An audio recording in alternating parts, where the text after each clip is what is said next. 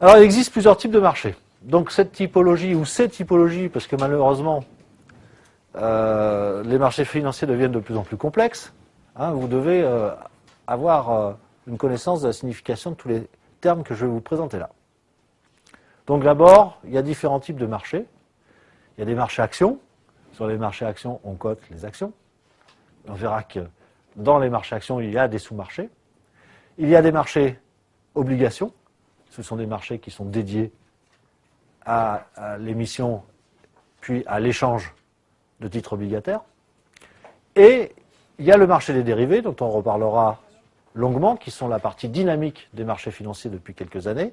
Et enfin, on peut considérer que la cotation des matières premières, pourtant ce sont des matières premières, ce ne sont pas des produits financiers, mais aujourd'hui, ça joue exactement le même rôle que les produits financiers. Pourquoi? Parce qu'on va aller chercher des supports de placement derrière ces cotations de matières premières. Hein, notamment sur les marchés à terme des matières premières, eh bien, je peux placer mon argent dans des tonnes de blé. Et ces tonnes de blé, je les revendrai avant de les avoir vues, avant peut-être même de les avoir payées.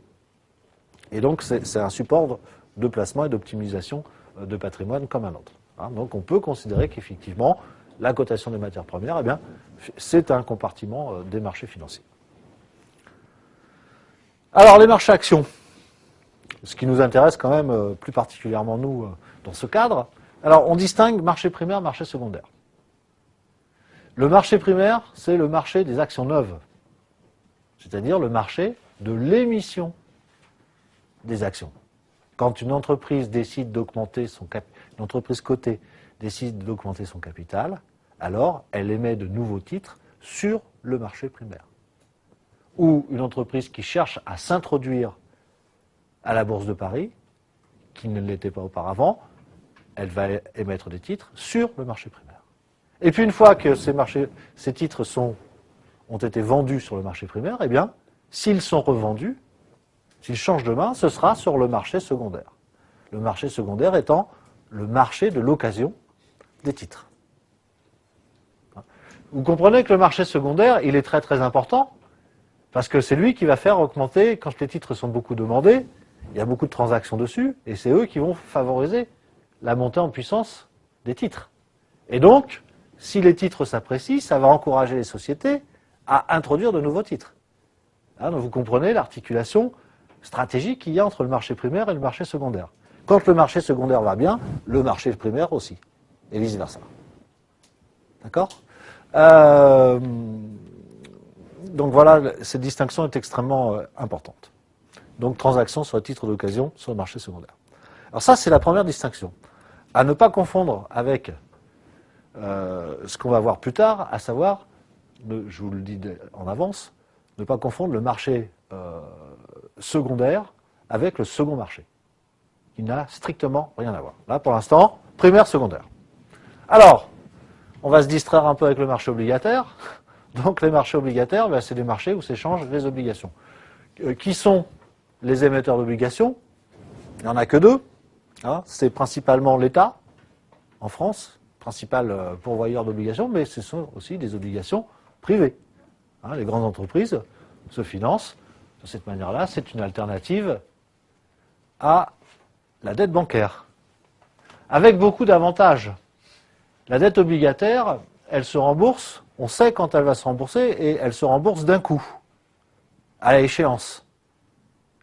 Alors que la dette bancaire, elle se rembourse régulièrement, dès qu'on l'a contractée. Ah, donc il y a une sacrée différence. Et en plus, la dette obligataire, on a la possibilité, quand on a une société, de la rembourser de manière anticipée. C'est-à-dire, si on a des liquidités consacrées, eh bien, on peut faire des tirages au sort sur les obligations et rembourser de manière anticipée leurs propriétaires. Hein, donc c'est un produit qui est très très souple, en plus du fait que le taux d'intérêt, eh bien, c'est un taux d'intérêt de marché et non pas un taux d'intérêt administré par une banque, et que généralement c'est beaucoup plus favorable. Hein, donc voilà pourquoi certaines grandes entreprises eh bien, n'hésitent pas à émettre des emprunts obligataires sur le marché. Alors, les marchés dérivés. Sur ces marchés, ce ne sont pas des actifs financiers d'entreprise qui s'échangent. Obligation, c'est un actif. Action, c'est un actif. D'accord? Donc les marchés dont on vient de parler, pour l'instant, ce sont des marchés où s'échangent des actifs. Mais là, ce sont ce qu'on appelle des sous-jacents. C'est-à-dire des produits qui vont avoir pour référence des taux d'intérêt, des niveaux de taux d'intérêt, des niveaux d'indice boursier, des cours de matières premières ou des taux de change. Donc, ce n'est pas la cotation des actifs financiers directement, mais ce sont des sous-produits de produits financiers en fait. Alors, ils permettent de se garantir contre le risque. Notamment, vous savez que quand on exporte, eh bien, quand on exporte en dehors de la zone euro, on s'expose à un risque de change. Quelle est la nature de ce risque de change? Eh bien, on a conclu un contrat avec un client américain. Ce client américain va nous payer en dollars. Rien ne peut nous faire espérer que la valeur du dollar du jour où on a signé le contrat soit la même que la valeur du dollar du jour où le paiement aura lieu. Si la valeur du dollar a baissé, ben c'est tant pis pour nous. C'est comme si on avait vendu moins. Au contraire, si la valeur du dollar augmente, eh bien, c'est tant mieux pour nous parce qu'on va gagner la différence de taux de change. Donc, il existe un risque de change. Il existe aussi une opportunité de change. Encore une fois, dites-vous que la vocation des entreprises, ce n'est pas de faire de l'argent en spéculant sur la variation des taux de change. Ça, c'est les sociétés financières qui font ça. Les entreprises de l'économie réelle, ce n'est pas leur souci. Donc, elles vont essayer de se couvrir du risque. En se couvrant du risque, elles passent à côté du fait de pouvoir bénéficier de l'opportunité. Quand on se couvre du risque, en fait, ça empêche de perdre quoi que ce soit, mais on ne gagne plus rien. Mais c'est un comportement prudent d'entreprise, puisqu'encore une fois, les entreprises n'ont pas à gagner de l'argent sur les différences de taux de change. En tous les cas, ce n'est pas leur vocation. Donc, elles vont se couvrir. Comment vont-elles se couvrir? Eh bien, elles vont aller sur les marchés dérivés et elles vont acheter un produit basé sur le taux de change de l'euro et du dollar. Et par exemple, si elles pensent qu'elles risquent de perdre de l'argent parce que le dollar va baisser, eh bien, elles vont jouer une position à la baisse du dollar. Donc, elles vont gagner, si elles ont raison. Et ce qu'elles vont gagner là, ça va compenser la perte qu'elles vont avoir sur leur contrat commercial, puisqu'on prend généralement l'exacte contrepartie. Donc voilà, je vous ai pris l'exemple le plus simple, c'est sur la couverture du risque de change sur les marchés à terme, si vous voulez. Mais on peut faire ça pour tout. La fluctuation du cours d'une matière première, du pétrole, sur les taux d'intérêt. J'ai pris un emprunt avec un taux d'intérêt fixe. Est-ce que je ne vais pas perdre de l'argent par rapport au futur puisque les taux d'intérêt vont baisser? Ben oui, donc si c'est ça, pour regagner cet argent, je vais acheter un produit dérivé avec une position à la baisse des taux d'intérêt. Et donc je vais gagner là aussi sur ce produit. Et ce que je vais gagner, ça va me permettre de compenser ce que j'ai perdu potentiellement avec mon prêt. C'est toujours le même principe. C'est extrêmement technique. Les marchés dérivés, c'est quelque chose de très très compliqué. Tous les analystes d'ailleurs ne maîtrisent pas eux-mêmes. Et ce sont des marchés extrêmement dangereux parce qu'il n'y a pas que des acteurs qui ont un risque à couvrir qui viennent. Tout le monde peut venir jouer. C'est-à-dire que des acteurs prennent des positions sans avoir de contrepartie réelle. C'est un marché donc extrêmement spéculatif. Ceci étant dit, ce n'est pas une critique. Si ce marché n'était pas spéculatif, c'est-à-dire s'il n'y avait pas des milliers et des milliers d'intervenants, eh bien le marché serait trop étroit, il ne fonctionnerait pas.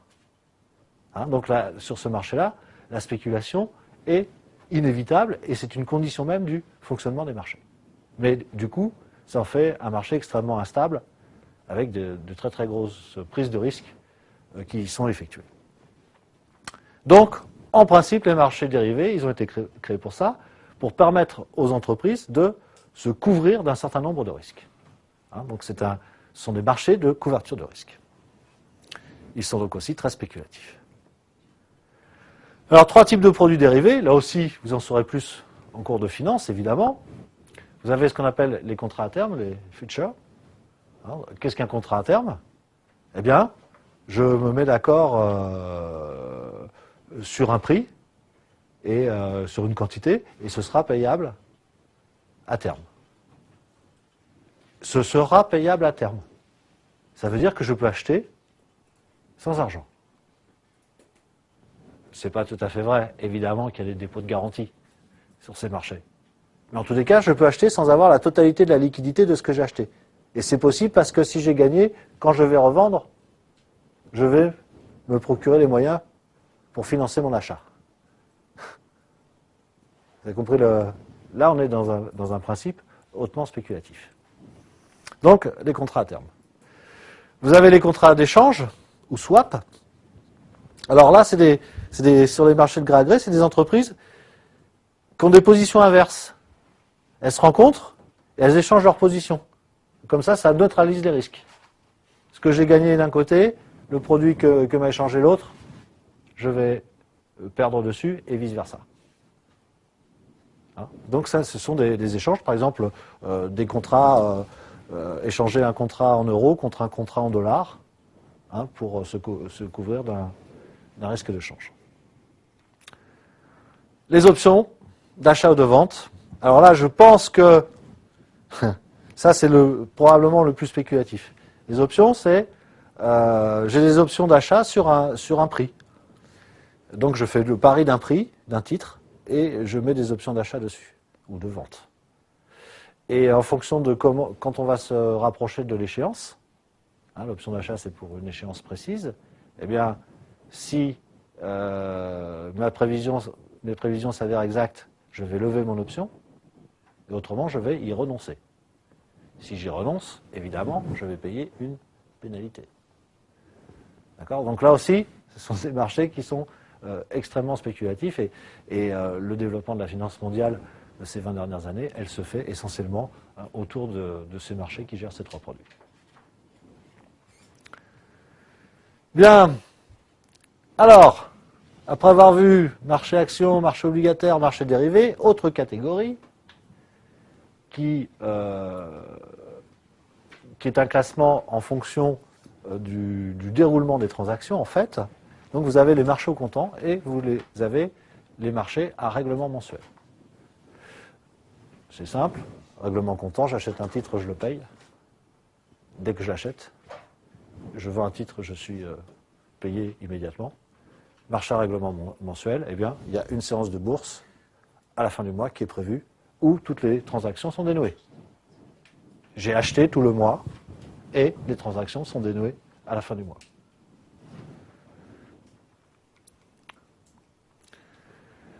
Sur les marchés à règlement mensuel, les livraisons d'actifs et les paiements se font en fin de mois. Ces marchés sont donc spéculatifs. Hein, dès que vous avez un délai entre le moment où vous pouvez acheter ou vendre et le moment où vous réglez, forcément vous êtes sur des compartiments qui sont spéculatifs. Alors, autre type de typologie des marchés actions, on distingue les marchés organisés, les marchés libres, au contraire. Donc le marché organisé, il y a des conditions d'accès, il y a toute une législation, si vous voulez, pour pouvoir accéder à ces marchés. Vous avez les marchés libres, au contraire, où voilà, il n'y a pratiquement pas de règles, où ce sont des règles tacites entre les co-échangistes. Et puis vous avez les marchés de gré à gré, où là tout se négocie. Les marchés de gré à gré, par exemple, sur le marché monétaire, vous avez un marché de gré à gré, et ben on décide entre emprunteur et prêteur du taux d'intérêt, à chaque fois. Donc chaque échange donne lieu à la fixation d'un intérêt. Voilà un exemple de marché de gré à gré.